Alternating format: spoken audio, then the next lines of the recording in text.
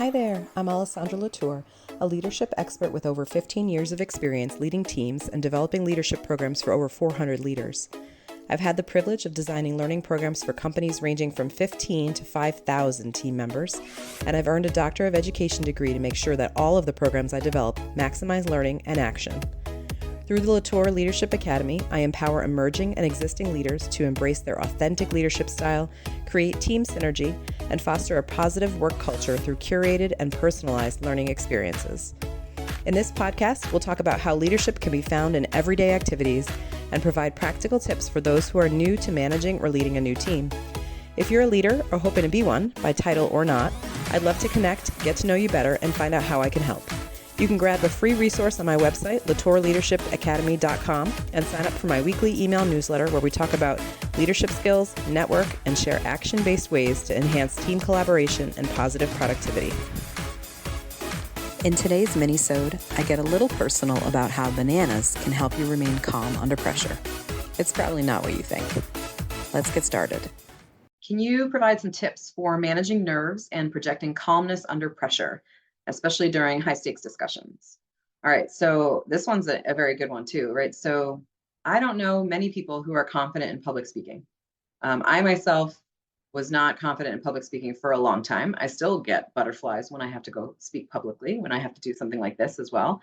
And what helps me a lot is, well, I can tell you a story from when I was younger, right? So I used to play the clarinet, and my clarinet teacher had me doing these solo performances for rating, right? So you went, you played in front of some people, and they graded you, and you got a score. And so, again, me not being a love of public speaking, a love of being in front of people, he's told me that eating bananas can help calm your nerves because of the potassium. And I don't know whether that actually works or not, but I can tell you that if I have a really big thing that I'm doing, I might have a banana these days, even still. So you can use bananas.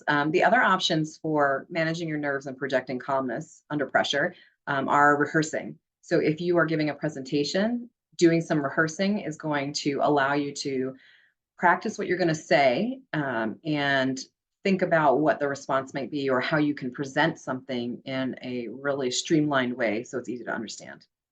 Now, some people will say, well, should I have a script? And so I have my own theory on scripts, right? I think scripts are really good to get you to capture the important points. And if there's something that you want to say in a particular way, right? So if I'm rehearsing for a presentation, I might write a script. I might say, this is exactly what I want to say.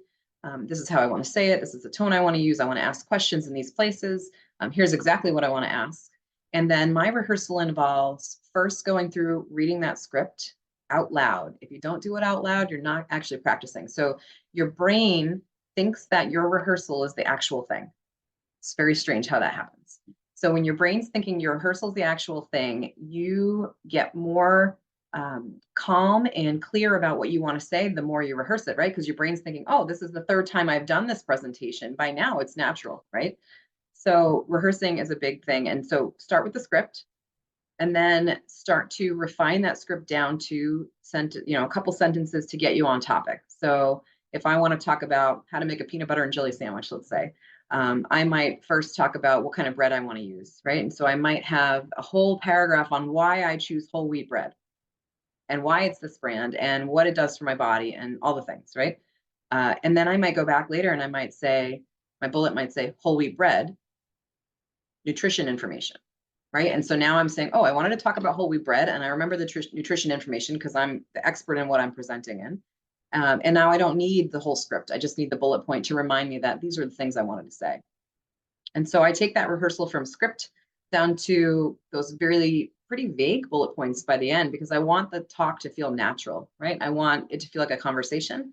I want it to feel like I know what I'm talking about, but I don't want to be using all the filler words of like when I'm giving that presentation, because that can be distracting. So the script helps me start there and start to refine down what I want to say.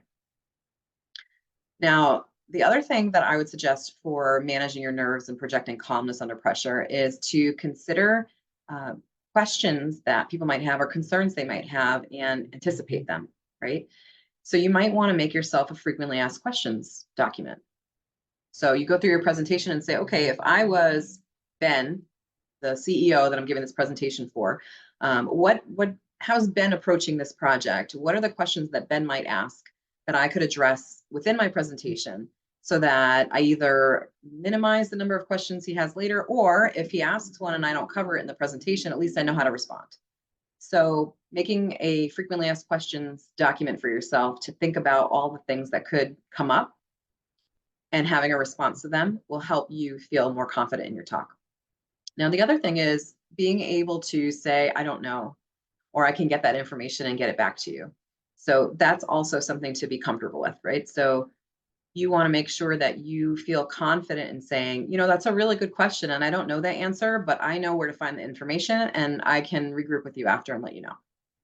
And if you give yourself a script to start with on how you would respond to that kind of question, any question, it could be anything. What kind of jelly do you like? Oh, I really don't know, but I'm going to look at my cupboard and I'm going to see what I have and I will get back to you on which one I usually buy, because that's probably my favorite. Right. So make yourself that frequently asked questions. You can start to integrate some of that into your rehearsal, but then also leave room for them to ask some questions, because you might get questions that you have no idea about if you don't anticipate something. Thanks for joining me for this mini-sode. If we're not already connected on LinkedIn, you could find me there, sharing practical tips and insights on all things leadership. And don't forget to grab the free resource on my website, latourleadershipacademy.com, and get more great tips directly in your inbox.